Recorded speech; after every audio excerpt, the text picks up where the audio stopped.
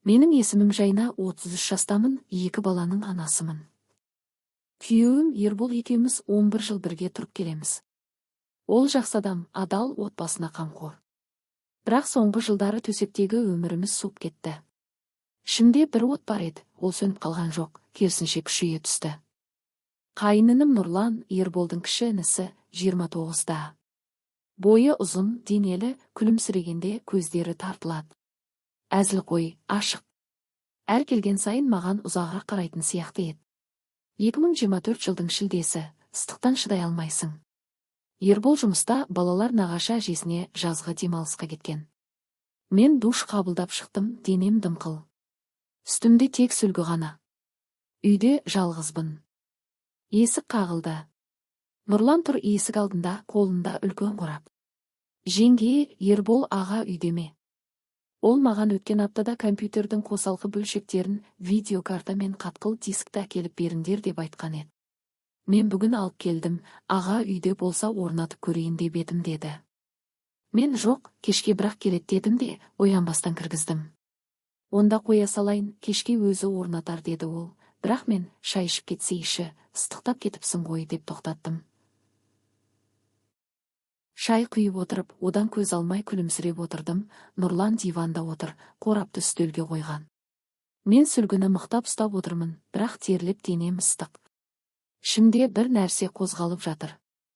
Тұрдым да, қорапты асүйге қояйын ба деп оның алдынан әдейі өттім.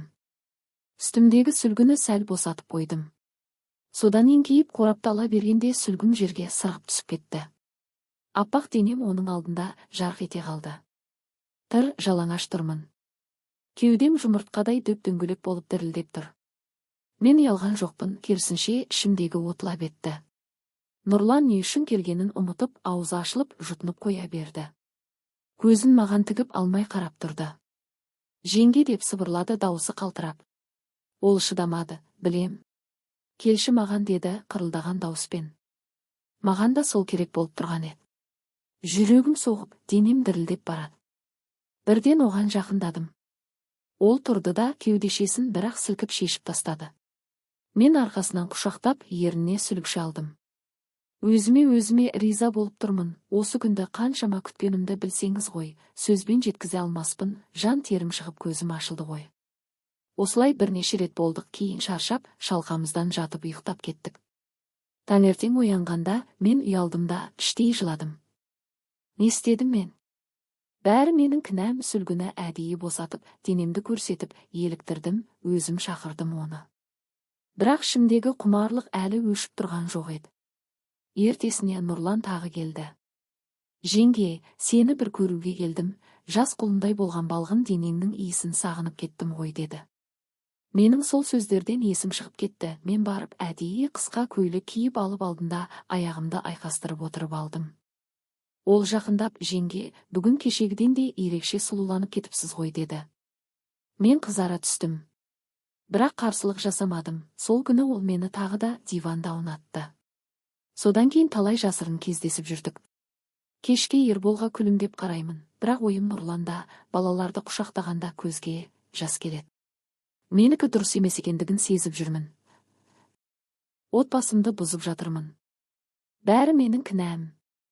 Ербол күдіктене бастады. Нұрлан неге жиі келеді? Мен сен айтқан компьютердің бөлшектерін орнатып, кейін бір бағдарлама орнатып берді. Енді әдеттегі мәселелер шықса шақырамын дедім.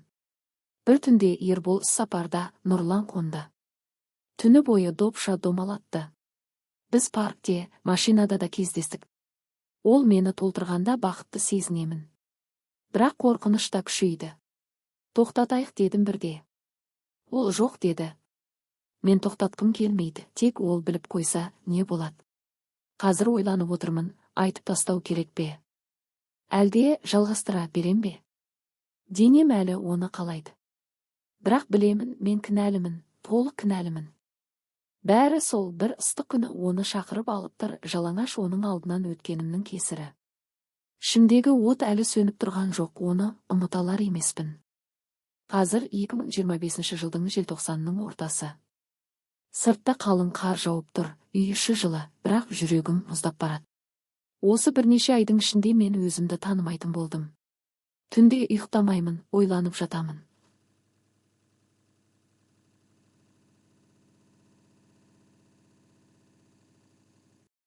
Күйеуімді таңдаймын ба, әлде қайнымды таңдаймын ба, білмеймін. Ербол менің өмірімнің 11 жылы, балаларымның әкесі, үйімнің тірегі. Ол ешқашан опасыздық жасамады, әрқашан адал болды. Бірақ төсектегі суықтық, күнделікті шаршаңқылық бәрі мені іштей жеп бітірді. Ал Нұрлан, ол мені әйел етті. Оның қол тигенде денем тіріледі, көзқарасымен жанымды жылтып жібереді. Ол маған сені мәңгі сүйіп өтемін. Сенсіз өмір сүре алмаймын дейді. Сенемін бе? Сенгім келеді. Бірақ кейде ойлаймын, ол мені жай ғана пайдаланып жүрме. Қол жетімді, тәуекелді ләззат ретінде ғана көреме. Балаларымды ойласам, жүрегім ауырып кет. Екеуі де кішкентай әкесі мен анасын бірге көріп өсуде. Егер бәрі ашылса, оларға не деймін? Анам опасыз болдыр деп туыстарым айтама. Ата-анама қалай қараймын?